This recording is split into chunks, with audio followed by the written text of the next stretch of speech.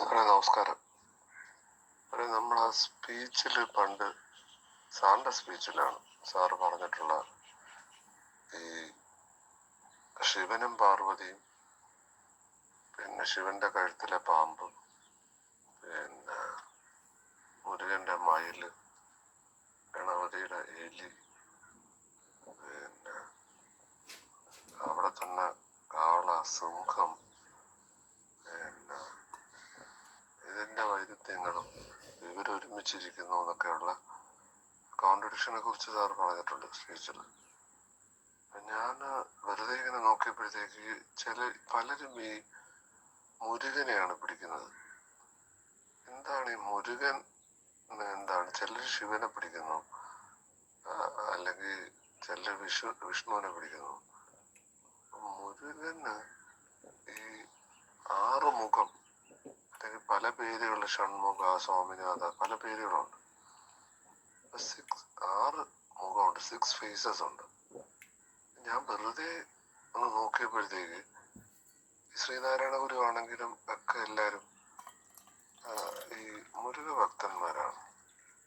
ഇവര് ഓംകാരം പ്രാക്ടീസ് ചെയ്യുന്നവരാണ്. എനിക്ക് അറിഞ്ഞൂടാ, എൻ്റെ ഒരു അനാലിസിസ് ആണ്, ഇതെവിടെയും കണ്ടിട്ട് പറയുന്നതല്ല. ഈ 6 മുഖം എന്താണെന്നുള്ളത് പല സ്ഥലത്തും പലത് പറയുന്നുണ്ട്. ഇതെല്ലാം ബേസിക്കലി പുരാണ ഗ്രന്ഥങ്ങളിൽ നിന്ന് പറയുന്നതാണ്. എന്താണ് വാസ്തവം നമുക്ക് അറിഞ്ഞൂടാ. പിന്നെ ഈ മുരുകനെ പിടിച്ചവര് എന്താണ് ഇതിനകത്ത് കണ്ടെത്തിയെന്നും അവരുടെ ഗുരുക്കന്മാർ ഇവർക്ക് എന്ത് പറഞ്ഞു കൊടുത്തെന്നോ അല്ലെങ്കിൽ ഇവരുടെ വിഷനിൽ ഇവർക്ക് എന്ത് കിട്ടിയെന്നോ ഒന്നും ഇവര് റെക്കോർഡ് ചെയ്തിട്ടില്ല. അപ്പം സ്പിരിച്വൽ പാത്തിലേക്ക് എൻ്റർ ചെയ്യാൻ നമ്മൾ 6 പ്ലെയിൻസ് അല്ലെങ്കിൽ 6 പ്രിൻസിപ്പിൾസ് എന്നൊക്കെ തിയോസഫിയിൽ പറയുന്ന മാനുവൽ ഉണ്ടല്ലോ, അതേപോലെ ഈ 6 മുഖവും ഈ 6 ഫേസസും 6 ചക്രാസിനെയാണ് റെപ്രസെന്റ് ചെയ്യുന്നതെന്ന് പറയുന്നു. അപ്പൊ അതിൽ ഈ ഓംകാരം അതിന്റെ പാർട്ടാണ് എന്നാണ് പറയപ്പെടുന്നത്. പിന്നെ പറയുന്നു നമുക്ക് തടസ്സം നിൽക്കുന്ന 6 കാര്യങ്ങൾ. ഭഗവത്ഗീതയിലൊക്കെ പറയുന്ന സാധനം തന്നെയാണ്. കാമം, ക്രോധം, ലോഭം, മോഹം, മതം, മാത്സര്യം എന്ന് പറയുന്ന 6 സാധനം. ഇതാണ് റെപ്രസെന്റ് ചെയ്യുന്നതാണ് പറയുന്നത്. ഒരുപക്ഷെ അതുകൊണ്ടായിരിക്കാം ഞാൻ ശ്രദ്ധിച്ചിട്ടുണ്ട്, സൗത്ത് ഇന്ത്യയിലെ പലരും സ്പിരിച്വലി എലിവേറ്റഡ് ആയിട്ടുള്ളവര് കേരളത്തിലും ഈ മുരുകൻ, ഓംകാരം ഒക്കെ പ്രാക്ടീസ് ചെയ്യുന്നുണ്ട്.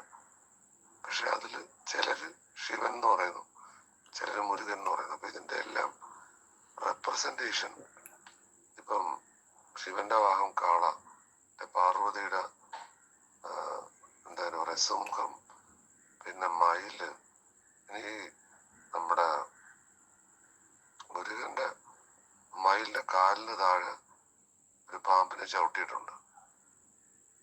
അപ്പൊ ഇതൊക്കെ സിംബോളിക് റെപ്രസെന്റേഷൻ ആണ്. ഗണപതിയുടെ തുമ്പിക്കൈ തൊട്ട് വയറ്, എല്ലാ കാര്യവും അതും സ്പിരിച്വൽ റെപ്രസെന്റേഷൻ ആയിട്ടാണ് കാണുന്നത്. അപ്പൊ ഇത് എല്ലാരും പറഞ്ഞ കണക്ക് മൃഗവും മനുഷ്യനും ഒക്കെ ഉള്ള കണക്ഷനും എല്ലാ ചരാചരങ്ങളുള്ള കണക്ഷൻ തങ്ങളിൽ ഇങ്ങനെ കണക്റ്റഡ് ആണ് ആക്ച്വലി. ഇനി ഈ ചിത്രത്തില് നമ്മൾ എടുത്തു നോക്കിയാൽ നമ്മൾ തന്നെയാണ് ശിവൻ, നമ്മൾ തന്നെയാണ് പാർവതി, നമ്മൾ തന്നെയാണ് മുരുകൻ, നമ്മൾ തന്നെയാണ് ഗണപതി. നമ്മളും പല കോമ്പറ്റീഷനിൽ എൻട്രി ചെയ്യാറുണ്ട്. ചിലപ്പോൾ നമ്മൾ ഗണപതിയായിട്ട് ജയിക്കും, ചിലപ്പോൾ മുരുകനായിട്ട് തോക്കും. മുരുകൻ യുദ്ധം ചെയ്യുന്നുണ്ട്, മുരുകൻ ധ്യാനം ചെയ്യുന്നുണ്ട്.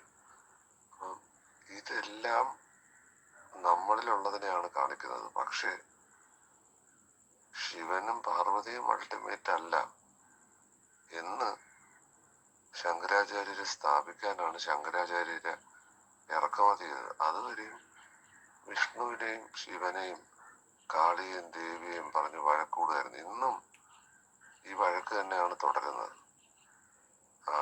അവരവര് പിടിച്ച മുയലിന് ഇത്ര കാലം എന്നൊക്കെ പറയുന്ന കണക്ക് അവരവര് നിൽക്കുന്ന സ്റ്റാൻഡിൽ നിന്ന് വിടത്തില്ല.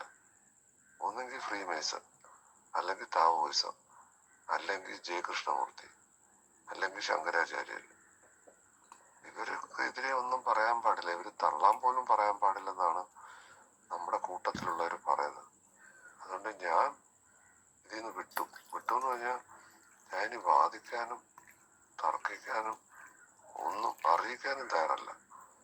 എനിക്ക് പറയാനുള്ളതെല്ലാം തിയോസഫി തൊട്ട് ലോകത്തെ എല്ലാ കാര്യങ്ങളും ഞാൻ ഒരു 73 ലെക്ചറായിട്ട് ഞാൻ എൻ്റെ യൂട്യൂബിലിട്ട്. അത് തുടങ്ങുന്നത് ശശി സാറിൻ്റെ അടുത്ത് ഞാൻ മാസ്റ്റർ എന്താ സൈലൻസ് എന്താണ് ചോദിച്ചതിന് ഇവര് എന്നെ മോക്ക് ചെയ്തു.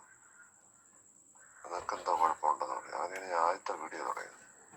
അവസാനം മുരളി സാറ് ബ്രഹ്മവിദ്യയെ കുറിച്ച് ചോദിച്ചപ്പം മുരളി സാറ് മോക്ക് ചെയ്തു. അപ്പൊ എനിക്ക് മനസ്സിലായി ഇത് നമ്മുടെ നല്ലതിനല്ല. ഇതങ്ങനെ നമ്മൾ പിള്ളേരെ പഠിപ്പിക്കുന്നതാണ്. എല്ലാവർക്കും എല്ലാം ഉൾക്കൊള്ളാൻ പറ്റത്തില്ല. ഇപ്പൊ നമ്മൾ റിസർച്ച് ഗൈഡാണ്, റിസർച്ച് സ്കോളേഴ്സിനെ ഗൈഡ് ചെയ്യുന്നത്. അതിൽ എത്ര പേർക്ക് എടുക്കാൻ പറ്റുന്നുണ്ട്? ഞാൻ പറയുന്നത് ജെന്യുവിനായിട്ടുള്ള PhD ആണ്. ഇന്ന് ഈ PhD അവാർഡ് ചെയ്യുന്ന പോലെ അന്ന് സർവജ്ഞപീഠം, എന്തു സർവജ്ഞപീഠം, ബ്രഹ്മസൂത്രവും ഉപനിഷത്തും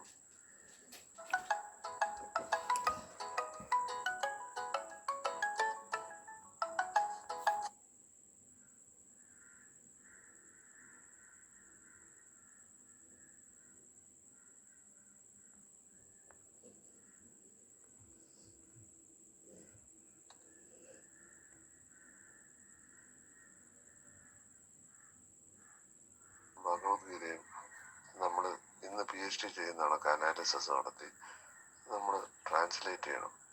ഇത്രേ ഉള്ളൂ. അതിലെത്ര പേര് നമ്മളിന്ന് അക്നോളജ് ചെയ്യുന്നുണ്ട്? അന്ന് സർവജ്ഞപീഠം കിട്ടിയ ഒത്തിരി ആൾക്കാരുണ്ട്. എന്ന് പറയുന്ന കണക്ക് ശങ്കരാചാര്യരെ പഠിക്കുന്നെങ്കിൽ നിർവാണ ശതകം പഠിക്കണം. JK പഠിക്കുന്നെങ്കിൽ ഫ്രീഡം ഫ്രം നോൺ പഠിക്കണം. രമണ മഹർഷി പഠിക്കുന്നെങ്കിൽ ചുമ്മാതിരിക്കുക എന്ന് പറഞ്ഞാൽ സെപ്പറേഷനിൽ വരരുത്. അല്ലെങ്കിൽ ജ്ഞാനപ്പാലയിൽ പറയുന്നത് പോലെ, ഹരിനാമകീർത്തത്തിൽ പറയുന്ന പോലെ രണ്ടില്ല, രണ്ടായി കണ്ടാൽ രണ്ടല്ലുണ്ടാവും. അതുകൊണ്ട് തൽക്കാലം ഞാൻ ഇതിൽ നിന്നൊക്കെ വിടുകയാണ്. പ്രഭാഷണം നിർത്തി, ഗ്യാതറിങ് നിർത്തി, എല്ലാം നിർത്തി. കാര്യം 5 സെൻസസിലൂടെ കൊടുക്കാനും റിസീവ് ചെയ്യാനും പറ്റത്തില്ല. നമുക്ക് പറ്റാത്തൊരു കാര്യം അല്ലെങ്കിൽ ചെയ്യാൻ പാടില്ല എന്ന് റെസ്ട്രിക്ട് ചെയ്യുന്ന കാര്യം നമ്മൾ ചെയ്താൽ പിന്നെ MDMA യൂസ് ചെയ്യുന്നവരും ഡ്രഗ്സ് യൂസ് ചെയ്യുന്നവരും നമ്മളും തമ്മിൽ എന്താ വ്യത്യാസം? ഈ സാറെടുത്ത് നമുക്ക് പ്രസ്ഥാനം, ഇവര് നമ്മളെ വിറ്റ് പൈസ ഉണ്ടാക്കില്ലേ സാറേ? ഞാൻ എന്നെ കാണുകയാണ്, ഇവര് കോളേജിൽ വിളിക്കും, സബ്ജക്ട് എക്സ്പേർട്ട് എല്ലാത്തിനും വിളിക്കും, ഇന്റർവ്യൂവിന് വിളിക്കും. എന്ത് യുവന്മാർക്ക് പൈസ ഉണ്ടാക്കാൻ, യുവന്മാരുടെ ആളെ എടുക്കാൻ അവന്മാര് പറയുന്ന പേര് എഴുതി കൊടുക്കണം. ഇനി ഒരു ലെക്ചർ എടുക്കാൻ പോയ UGC ലക്ഷക്കണക്കിന് രൂപ കിട്ടും. ഇനി ഇവിടെ ഇവര് ചെയ്യുന്നത്, ഇവര് ചായയും കാപ്പിയും കുടിക്കാനായിട്ട് ഇവര് ലോഡ്ജ് സൊസൈറ്റിയിൽ നിന്ന് അല്ലെങ്കിൽ ഇവർക്ക് മേളിൽ നിന്ന് ഇന്റർനാഷണൽ സൊസൈറ്റിയിൽ നിന്ന് പൈസ വാങ്ങിക്കണം. അവരെന്താ പറയുന്നത്? നിങ്ങൾക്ക് അത് തരാം ഇത് തരാമെന്ന് പറഞ്ഞ് ഇവര് വിറ്റ് അവര് പൈസ ഉണ്ടാക്കുന്നത്. ഇത് ബിസിനസ് അല്ലേ സാറേ? അതുകൊണ്ട് ഞാൻ ഈ പരിപാടി എന്നല്ല, ഞാൻ ഒരു സ്ഥലത്തും, ഞാൻ പല സ്ഥലത്തും പോകാറുണ്ട്, പല സ്ഥലത്തും വിളിക്കാറുണ്ട്. അത് ലീഗൽ എക്സ്പേർട്ട്, ഇന്റർവ്യൂവിന് എല്ലാം നിർത്തി. ഞാൻ 365 days ആ കോന്നി എന്ന് പറയുന്ന കാട്ടിൽ നിന്ന് ഇറങ്ങിയിട്ട് ഇനി നമുക്ക് എന്തെങ്കിലും ചെയ്യണം, നമുക്ക് എന്തെങ്കിലും താല്പര്യമുണ്ടോ? നമുക്ക് നേരിട്ട് ചെയ്യാം. നമുക്ക് ആശ്രമം തുടങ്ങണം, നേരിട്ട് ചെയ്യാം. സ്കൂൾ തുടങ്ങണം, അമ്പലം തുടങ്ങാം. പക്ഷെ അതൊന്നും അല്ല. ഇവിടെ എന്തോ ചെയ്യാനുണ്ടെന്ന് തോന്നിയാൽ തന്നെ അത് സെപ്പറേഷനാണ്. എനിക്ക് 100% റിയലൈസേഷൻ ഉണ്ട്. അതുകൊണ്ട് ഈ ട്രാവലില് നമ്മൾ ഒരുമിച്ച് യാത്ര ചെയ്തിരുന്നു. തിയോസഫിയെ കുറിച്ച് ഒത്തിരി ഡൗട്ട് ക്ലാരിഫൈ ചെയ്തിരുന്നു. വളരെയധികം ഇൻഫർമേഷൻ. സാർ ലാസ്റ്റ് ബ്രഹ്മവിദ്യയെ കുറിച്ച് പറഞ്ഞത് എൻ്റെ അറിവിൽ കേരളത്തിൽ ഒരാൾക്കും പറയാൻ പറ്റത്തില്ല. രവീന്ദ്രൻ സാറിന് പറയാൻ പറ്റുമായിരിക്കും, ഇനി ഒരാൾക്കും അത് പറയാൻ പറ്റത്തില്ല. അത് ആ ഇൻഫർമേഷൻ എന്നെ സംബന്ധിച്ച് വാല്യുബിൾ ആണ്. ഞാൻ എൻ്റെ യൂട്യൂബിൽ അതിനെ എടുത്തിട്ട് വേറെ ആർക്കും കേൾക്കാനല്ല, നാളെ നമ്മളൊരു സ്ഥലത്ത് പോകുമ്പോൾ, തിയോസഫി പോകുമ്പോൾ നമ്മളിത് പറഞ്ഞു കൊടുക്കണം. അത് പഠിക്കാനും തയ്യാറല്ല, പറഞ്ഞു കൊടുക്കാനും തയ്യാറല്ല. ഞാൻ വന്ന കാലം തൊട്ട് നോക്കുകയാണ്.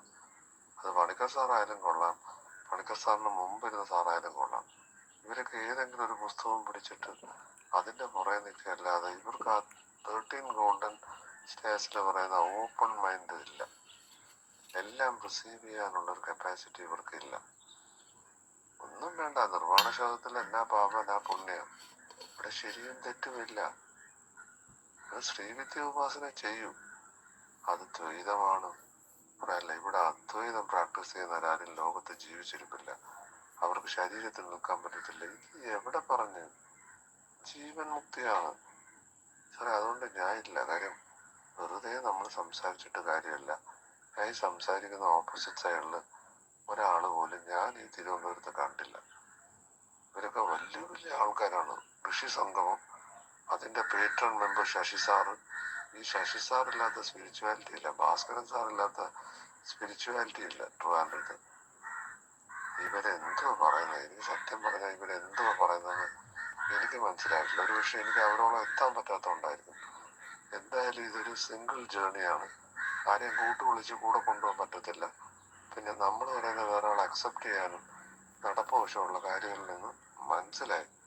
ഞാൻ ഇതിൽ നിന്ന് 100% വിഡ്രോ ചെയ്യണം.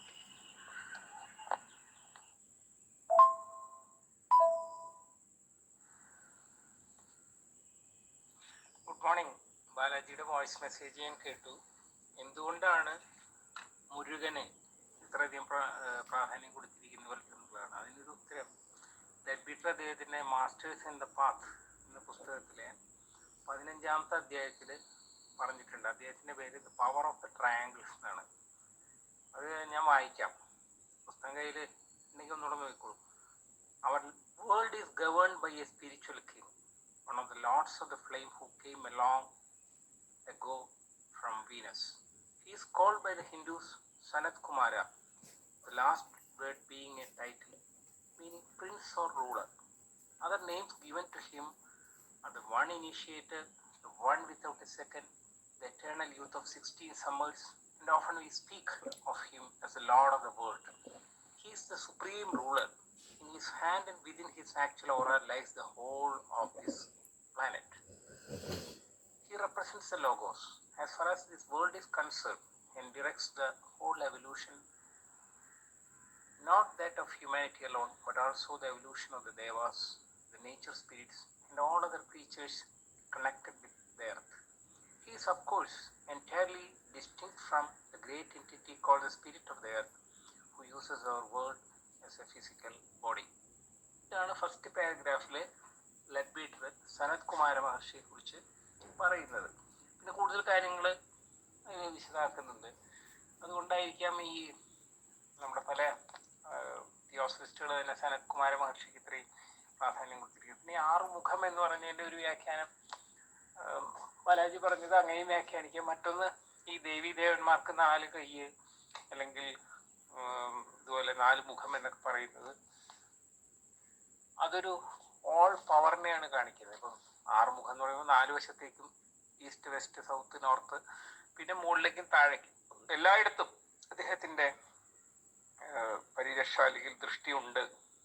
ബുദ്ധനെ അവലോകിതേശ്വരൻ എന്ന് പറയുന്ന പോലെ ഉണ്ടെന്നാണ് നമുക്ക് കണക്കാക്കാവുന്നത്. ഇതാണ് സനത് കുമാര മഹർഷിയെ കുറിച്ചുള്ള നമ്മുടെ തിയോസഫി ലിറ്ററേച്ചറിലുള്ള കൂടുതൽ പുസ്തകങ്ങൾ. യൂട്യൂബിൽ നോക്കിക്കഴിഞ്ഞാൽ നെറ്റിലൊക്കെ നോക്കി ധാരാളം പുസ്തകങ്ങൾ സനത് കുമാര മഹർഷിയെ കുറിച്ച് തന്നെ കാണാനായിട്ട് സാധിക്കും. പലയിടത്തും ഞാൻ കണ്ടിട്ടുണ്ട് ഈ ഒരിക്കലും പ്രായമാവാത്ത ഒരു കുമാരനാണ് ഈ സുബ്രഹ്മണ്യനായിട്ട് അവതരിപ്പിച്ചിരിക്കുന്നത്. എപ്പോഴും അങ്ങനെയാണ്. Wisdom is your youth. ദക്ഷിണാമൂർത്തി യുവാവായിട്ടല്ലേ കണക്കാക്കിയിരിക്കുന്നത്. ശിഷ്യന്മാർ കേൾക്കാൻ വന്നിരിക്കുന്നവർ വൃദ്ധന്മാരും. ഇങ്ങനെയാണ് ദക്ഷിണാമൂർത്തി സ്തോത്രത്തിൻ്റെ പിക്ടോറിയൽ ഡിസ്ക്രിപ്ഷൻ ഉള്ളത്. നമ്മുടെ ബാലസമാജ് ടെമ്പിൾ അടയാറിലും അതിൻ്റെ മുകളിൽ സനത് കുമാര മഹർഷി ഈ ദക്ഷിണാമൂർത്തിയുടെ ചിത്രമാണ് കൊടുത്തിരിക്കുന്നത്. ദക്ഷിണാമൂർത്തി സ്തോത്രം തന്നെ ഉണ്ടല്ലോ ശങ്കരാചാര്യ സ്വാമികളുടെ. ഇതാണ് അതിനെക്കുറിച്ച് പറയാനുള്ളത്. പിന്നെ ഇത് യൂട്യൂബിൽ നമ്മൾ അപ്ലോഡ് ചെയ്ത കാര്യങ്ങളൊക്കെ അവിടെ കിടക്കട്ടെ. അത് ആളുകൾ ധാരാളം കണ്ടോളും. സമയമാകുമ്പോൾ അന്വേഷിച്ച് വരുന്ന 1000 ആൾ കണ്ടോളും. അന്ന് കുഴപ്പമില്ല. പിന്നെ ഈ പറഞ്ഞ പോലെ നമ്മൾ ആക്റ്റീവ് ആവണോ സ്വയം എങ്ങനെ വേണമെന്നുള്ളത് നമുക്ക് തീരുമാനിക്കാം. അപ്പോൾ ഈ പറഞ്ഞ പോലെ സത്സംഗത്തിന് അതിൻ്റെതായ ഒരു ഗുണമുണ്ട്. അതുപോലെ തന്നെ ചിലർക്ക് ഹാപ്പിനെസ് കിട്ടുന്നത് ഇപ്പോൾ കഴിഞ്ഞ ദിവസം നിങ്ങളുടെ ലോഡ്ജിലെ 2 പേര് ഒരു ഒരു ഭജന സമിതിയുടെ ഇതില് ഭജന പാടുന്നതായിട്ട് കണ്ടു. അവർക്ക് അതിലാണ് എൻജോയ്മെന്റ് കിട്ടുന്നത്. ഒരു തിരുവനന്തപുരത്ത് തന്നെയുള്ള ഏതൊരു ട്രസ്റ്റിന്റെ കീഴിൽ എന്തൊരു ഭജന നടത്തുന്ന ഒരു വാർഷികത്തിൽ കൈകൊട്ടി പാടുന്നു, അതിൽ ആനന്ദം കിട്ടുന്ന ആൾക്കാർക്ക് അത് കിട്ടും. അതാണ് ഗംഭീരം വിചാരിച്ചാൽ അതാണ് കാര്യം. അപ്പൊ അത് നോക്കണ്ട. അപ്പൊ അങ്ങനെ പോട്ടെ. ഈ മാസ്റ്റേഴ്സിന്റെ പാത്ത് ഒന്നെടുത്ത് വായിച്ചു നോക്കൂ, എൻ്റെ നേരത്തെ പറഞ്ഞ അധ്യായം. Thank you.